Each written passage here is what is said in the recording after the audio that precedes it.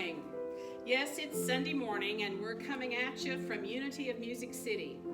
And guess what? It's Easter Sunday. Usually we would have a full house. You know the drill. People come to church on Christmas and Easter. They don't come any other time of the year, wink, wink. But on this day, I am affirming that most people are worshiping virtually. In the city of Nashville, our mayor, John Cooper, and Dr. James Hildreth, CEO of Meharry Medical College, have both urged all of us to commune virtually on Easter Sunday. And so this video is being prepared for you a bit earlier in the week and will be provided by our own Crystal Lyles. So all you really need to do is choose your beverage of choice. I'm going to show you my cup of hot tea. And sit back and relax and join us for about 30 or so minutes of good thoughts, good prayers, and good music. So let's begin, as we do each Sunday, with Dr. Judy playing something fabulous on the piano. No, today we're not playing the Easter Parade, but she's chosen something by the infamous Cat Stevens, Morning Has Broken.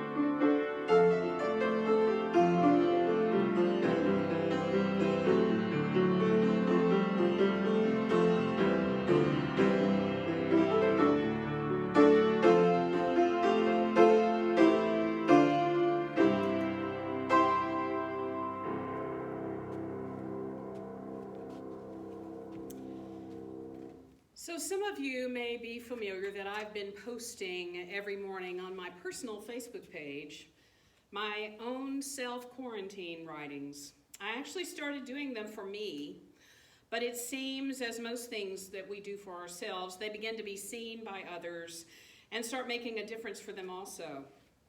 As I've been spending time each morning, calling it my time of refinement, not confinement, that simple paradigm shift has actually helped me to open my mind to what this specific time is really about.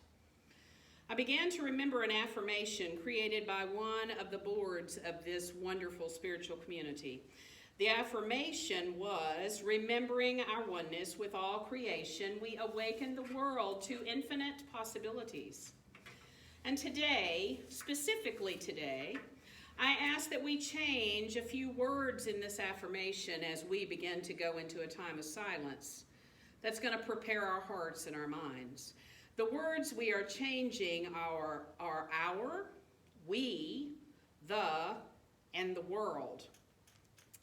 I've found when I replace those words right now with more up close and personal ones, I have a deeper experience. So the affirmation goes like this: remembering my oneness with all creation, I awaken my mind to infinite possibilities. So say that affirmation with me. Remembering my oneness with all creation, I awaken my mind to infinite possibilities. Let's do that one more time. Remembering my oneness with all creation, I awaken my mind to infinite possibilities. And so if you worship with us on Sunday morning, you know that we do something called a reset breath. Our normal breathing pattern is an inhale followed by an exhale. But the reset breath actually begins with an exhale in order to signal our brains that something's about to change and we want to pay attention. So I ask you to get ready, settle back in your chairs, and begin by exhaling through your mouth. And then inhaling through your nose. It's important to bring your breath deep into your diaphragm and to keep your shoulders relaxed as you exhale fully and completely through your mouth. And inhale fully through your nose. Remembering my oneness.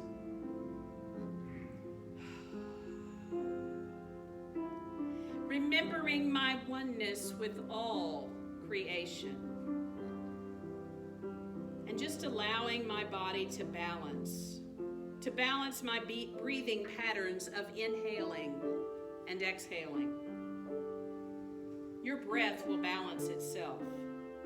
It knows exactly how to do that. These miraculous bodies that we live in. And as we begin to move towards a time of silence, pay attention to your breath. Notice your breathing. Notice the rhythm of your breath. Breathing to slow down and give pause to the effects of the outer world. Remembering our oneness. Awakening my mind. Breathing to begin to connect to the deeper truths that live inside me. Awakening my mind to infinite possibilities. Breathing to create resonance. Breathing to create alignment with the field of infinite possibilities. Breathing in the silence. In the silence.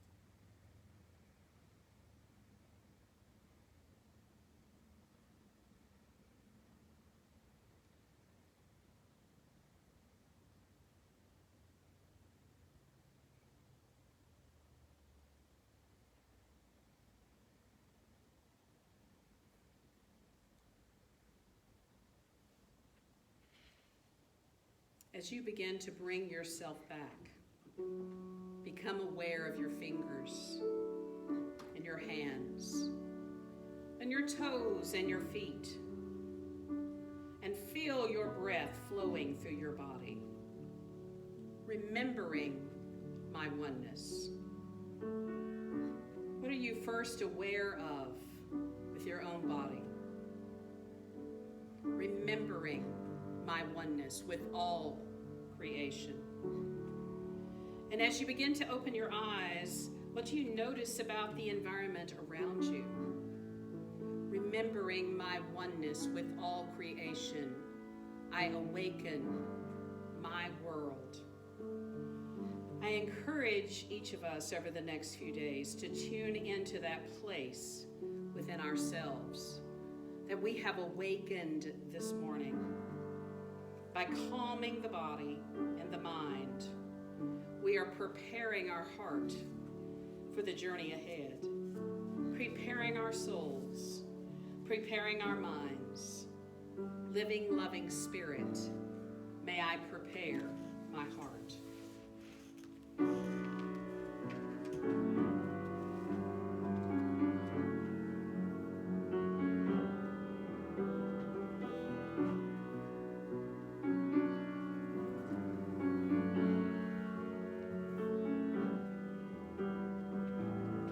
Prepare my heart, my days are growing older.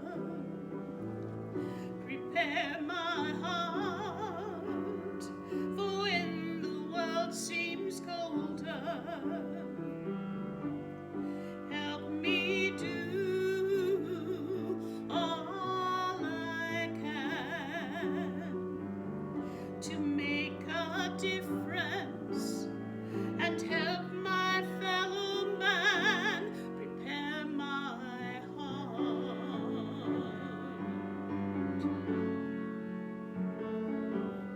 Prepare my heart.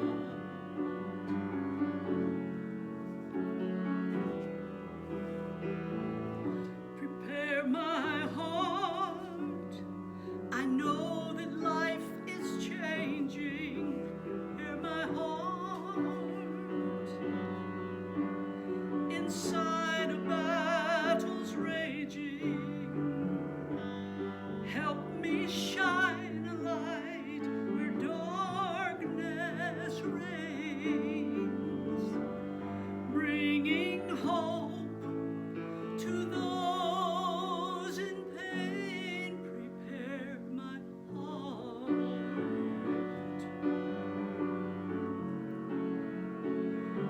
Prepare my heart.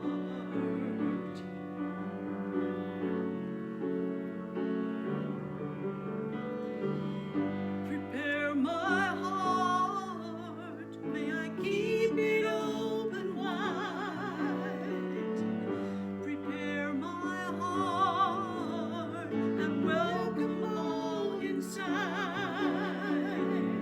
Prepare my heart for whatever I may face, finding peace and comfort in unending grace. Prepare my heart.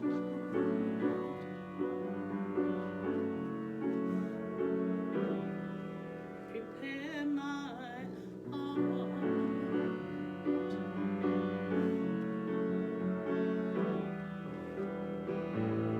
Prepare my heart for everything, be grateful. Prepare my heart, and to my truth be faithful. Let me live a life of love expressed, and my soul will know I've done my best. Prepare my heart.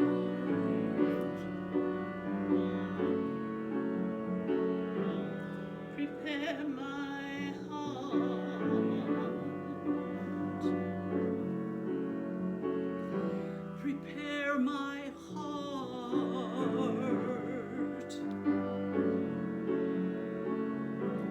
Prepare my heart.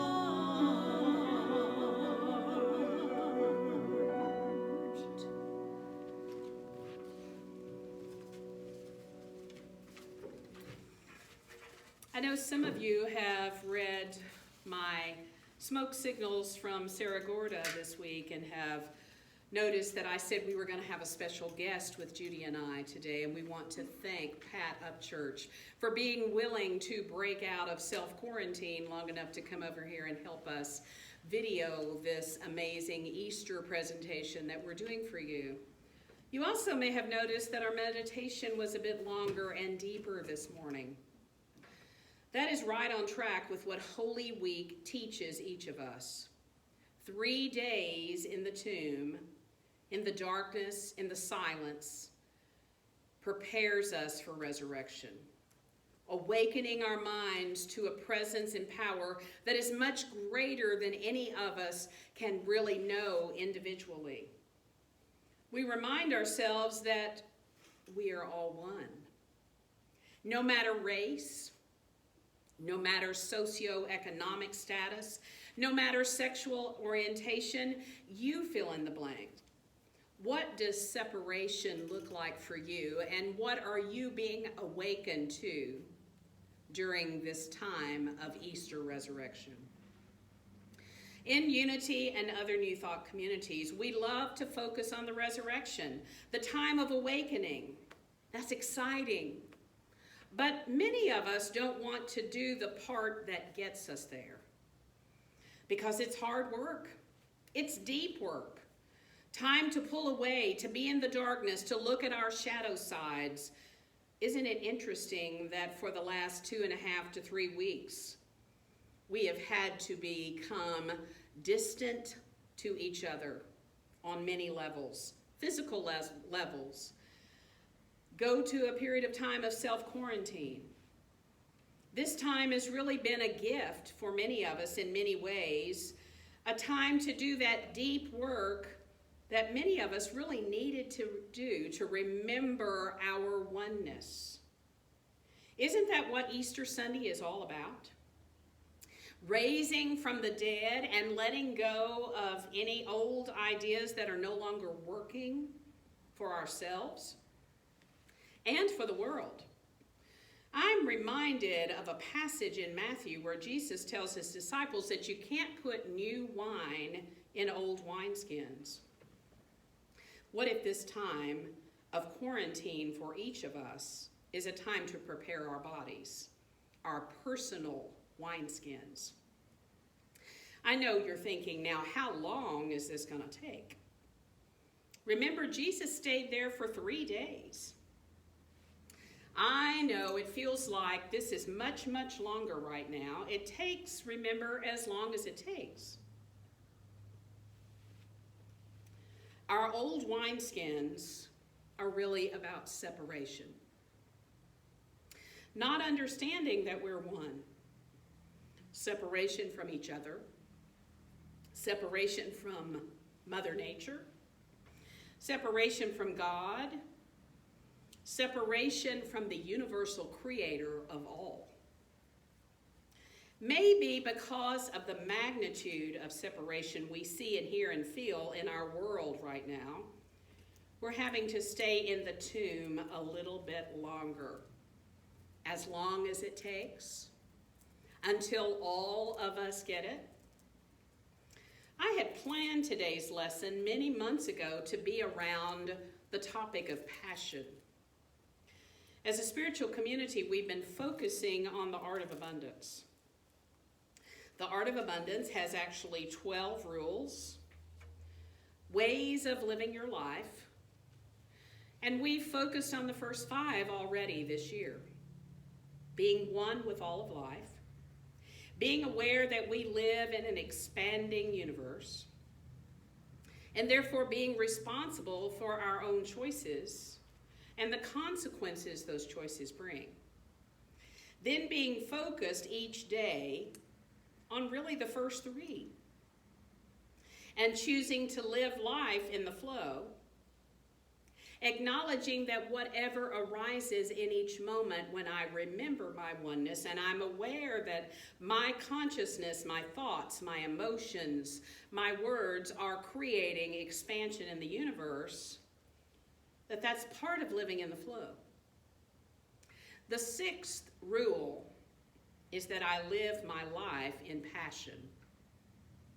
What better day to focus on passion than Easter Sunday 2020. When I begin to look at what stops us from having passion in the world, what comes up for me again is separation. Separation first from our own bodies, disallowing the connection that's between our heads and our hearts, not allowing ourselves to feel. I was on a phone call just this morning with an organization that I serve on their board, and in the middle of the call, the director of the organization kind of passed the ball to me and said, "Denise, would you please talk for a moment about the grief that I'm feeling on this phone call?" And I'm not going to tell you everything that I said, but I did say that I have been on numerous Zoom calls over the last few weeks. And it does seem that over the period of time, things have gotten quieter and quieter. People don't really know what to say, except to just be about the business of what they're doing. Because my belief is there's a fear of, if I really say how I'm feeling, I don't know what's going to come out, and I don't even know how to begin to express it. You know, one of the things we do on Sunday morning is drop 18 inches from our head to our heart. And we do that to remind ourselves that for most of us, as we're living our lives and going about our day-to-day activities, we're allowing our heads to drive the bus. Shifting to our heart space and letting go of our mind and the thoughts that arise will help us to remember our oneness. And spending time in the silence, expanding our heart center, and finding the balance between our heads and our hearts can only help us create a true resurrection of spirit. That leads me to a quote that I will have to say is one of my very favorite quotes of all times. If any of you have known me for any length of time, you probably realize that passion, happiness, and joy are some of my personal set points. I even know one of the places that I worked for about 15 years is the Tennessee School for the Blind, and for many, many years they had a recording of my laughter there just to kind of play in the middle of the day or pick everybody up when they were having a problem being down or depressed or grief-stricken. This quote comes from Howard Thurman. It speaks to what I'm talking about beautifully. Don't ask yourself what the world needs. Now I'm going to pause right there because there are so many needs out in our world today. And I know that all of us are asking constantly, what is it that I could do to help other people? But what we were doing this morning in meditation was preparing our heart, connecting our head and our heart and our body to what is really, truly going on. Because Howard Thurman's words say, don't ask yourself what the world needs. Ask yourself what makes you come alive. What makes each of us come alive is connecting our head and our hearts and feeling our way through the day. Don't ask yourself what the world needs. Ask yourself what makes you come alive, and then go and do that. Because what the world needs is people who have come alive. Isn't it interesting that on this Easter Sunday, when we're talking about resurrecting from the dead and becoming alive, those words resonate even more. I can only imagine that if you're like me, spending time in your home, only going out for essential trips, have given many of us more than 3 days to reflect on many things. Some of those things for me have been about what really makes Denise tick. What makes me come alive? Isn't that what Easter Sunday is all about? What if during this bizarre time on our planet, more and more people began having a true mind, body, spirit awakening or resurrection? I've heard recently that places where the fires devastated the Amazon rainforest there is a beginning of new life. Flowers beginning to raise their heads out of the scorched earth. Marianne Williamson has a quote that she has posted for Easter Sunday. The resurrection is a description of how the universe self-corrects life, always reasserting itself, even when the forces of death and darkness have temporarily prevailed. I'm going to read that one more time because that is such a deep quote that it takes a moment to wrap our minds around. But I'm going to ask you, even with your eyes open, drop to your heart space and hear this statement with your heart. The resurrection is a description of how the universe self-corrects life, always reasserting itself even when forces of death and darkness have temporarily prevailed. Maybe, just maybe, this time of mandated quarantine can be seen from that 35,000-foot look as a worldwide time of refinement, as a worldwide time of resurrection, as a worldwide time of the universe reasserting itself when the forces of death and darkness seem to have prevailed. We're preparing the way for a true resurrection from the time of darkness and separation. It may not be complete on this particular Easter Sunday, 2020, but can you hold with me the image of oneness, wholeness, health, and healing? Just imagine, and just close your eyes for a moment and imagine with me that as we remember our oneness, we remember our oneness when we're in the grocery store and when we go through the checkout line and we say thank you to those essential workers. We remember our oneness. And I want you in this moment to think about a time over this last week that you have remembered your oneness. And I hope that that remembrance makes you smile, because it will awaken our minds to living passionately and to be open to the infinite possibilities when each of us begins to remember that we are all God's children.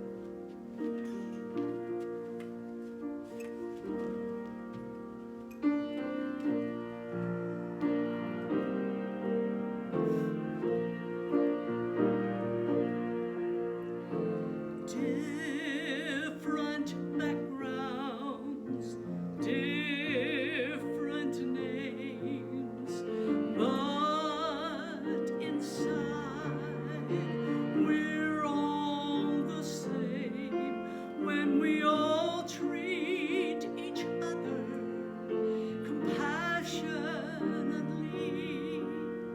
The world will change, for we will all see that we are all God's children. We are all one family, learning to lean on each other and to live in sweet harmony. We are all God's children. We are all one family. Let's all love one another like the way God loves you and me. Oh, and when will we learn that it just doesn't matter about the color of skin. Oh, and when will we learn that it makes no difference if we cry out to Buddha or if we shout Amen? Oh, for we're all God's children. Yes. We are all one family, learning to love one another and to live in sweet harmony. Oh yes, we're all God's children. We are one family. Let's all love one another like the way God loves you and me. Like the way God loves you and me.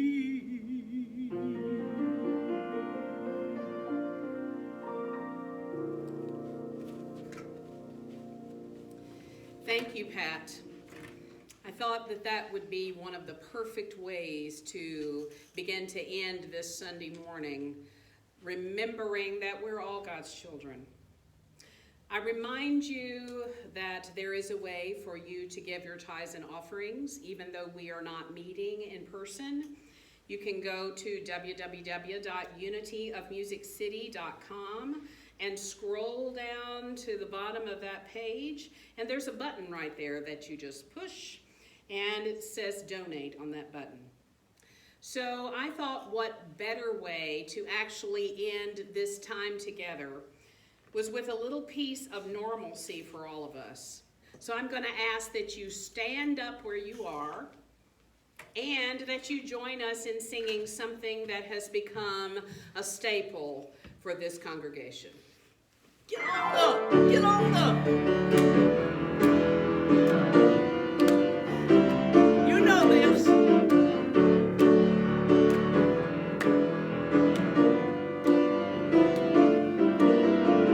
People all over the world join hands, start a love train, a love train. People all over the world join hands, start a love train, a love train. Oh, the first stop we make gonna be Washington, yeah.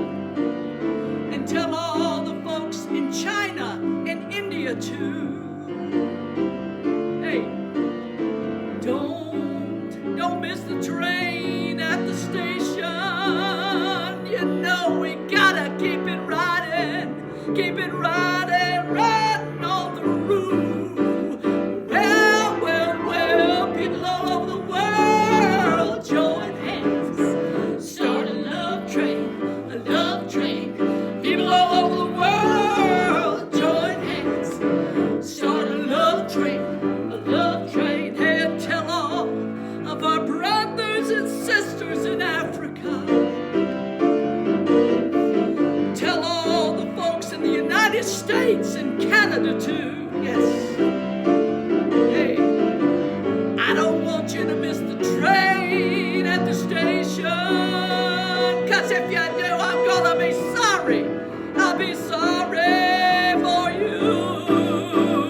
Well, people all over the world join hands, start a love train, a love train. People all over the world join hands, start a love train, a love train. People all over the world